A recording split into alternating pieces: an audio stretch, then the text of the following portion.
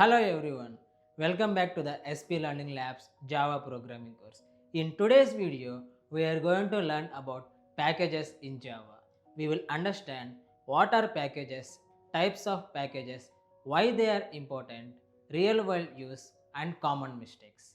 Let's get started. In the previous video, we learned about Java file source structure. We saw how Java files are organized. Now here is one question. What if we have many classes? How do we organize them? How do we keep everything clean? That is where packages come into the picture. Packages helps us organize our code. What are packages? A package is used to group related class together. It works like a folder. In Java, we have two types of packages. Built-in packages provided by Java. User-defined packages created by developers. We will see both of these practically in the IDE. Packages helps group related classes. Think about your computer. We create folders to store related files. Same way in Java. Packages are like folders, and folders inside folders are called subpackages. Package is folder, subpackage is folder inside folder. Why packages are important?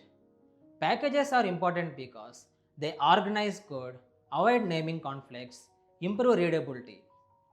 Organized code is easier to manage. Now let's see this practically. Till now, we created all our classes like literal, loop, operator, varx, variable, all in the same place in data type package. Now let's organize them using packages. First, I will create a new package. Click on source and select new and select package.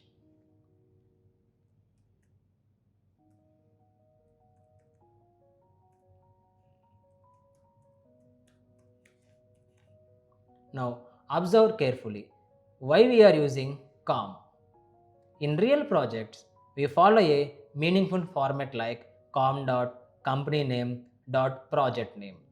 But you may also see names like io.projectname, org.something.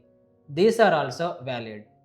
There is no strict rule to always use com. The important thing is the package name should be meaningful and clearly represent what is inside. So when someone sees the package name, they should understand what kind of code is inside. Now let's create a package.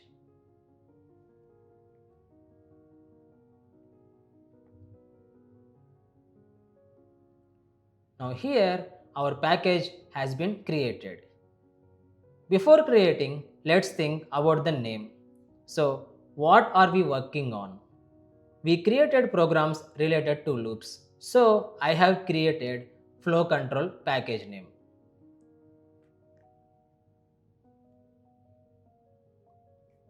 Now here you can see this loop and also decision making comes under this flow control. Now let's move these classes to this package. Just select this, copy and paste. Now you can see here our decision making and loop is inside flow control. Now I will remove these classes here.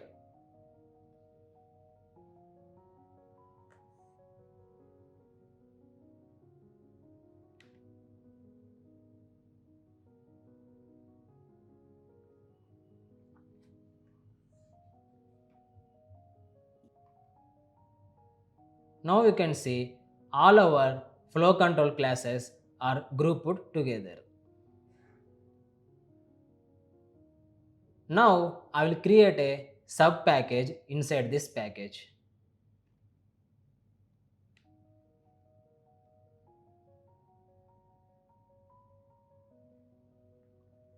Flow control dot loop.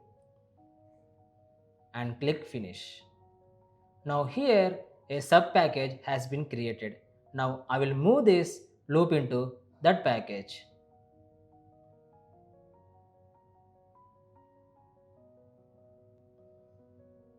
Now you can see here the package name. So the package statements is always the first line and it must be written at the top. After the package, if we have any import statements, that will be here. Suppose let's import scanner class.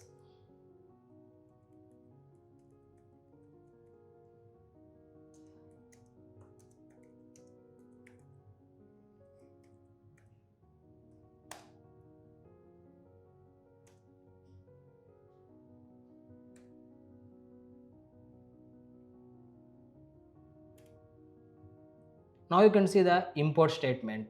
So the order will be package, import statements and class.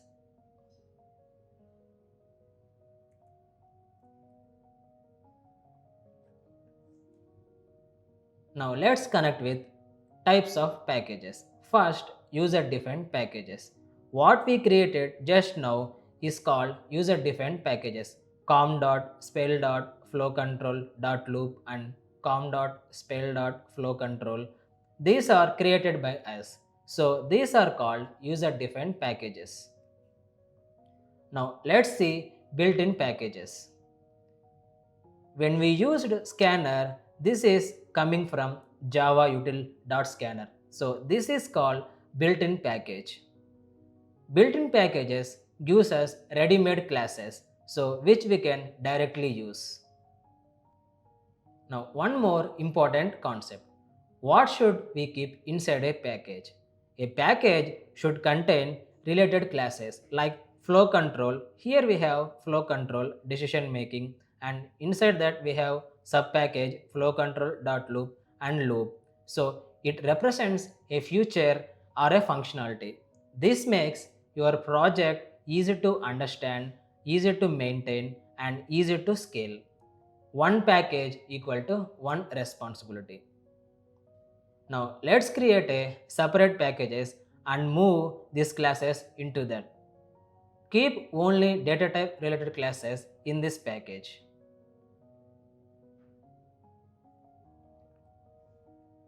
Click on source, create new package. Here we have literal. So com dot spell dot literal. Click finish. Just select this literal Java file and move into this package. And also we have operators. Again create new package. com dot spell dot operator.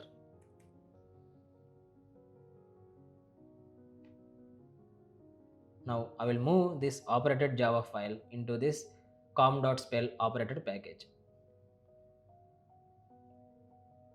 And now here we have varargs and variables. Create for this also.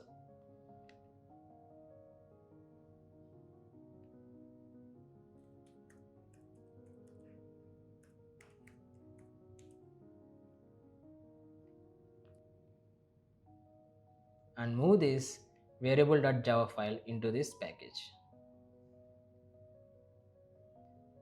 Now you can see how neat it is. Everything is inside the packages what they meant for. Here flow control and here flow control.loop. It contains only loop related class and for literal. So everything is organized. Now let's see some of the common mistakes. While creating the package name, the package name should be meaningful. We should not keep names like test, ABC or demo. These names don't tell what the package contains. So if I keep com dot spell dot some ABC, it is nothing. We don't know what's inside that, what it is doing, what functionality it contains. So always use meaningful names while creating packages. And next, not following the naming conventions. Writing package names in uppercase. While creating package names, we should not use uppercase. Always use lowercase.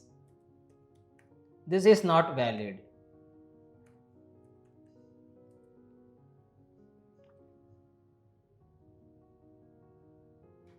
Next, missing unrelated classes, like putting all classes in one package, like what we did earlier. We kept all our classes in data type package.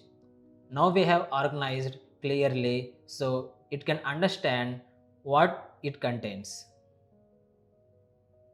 So when you avoid these mistakes, your code becomes clean and easy to understand.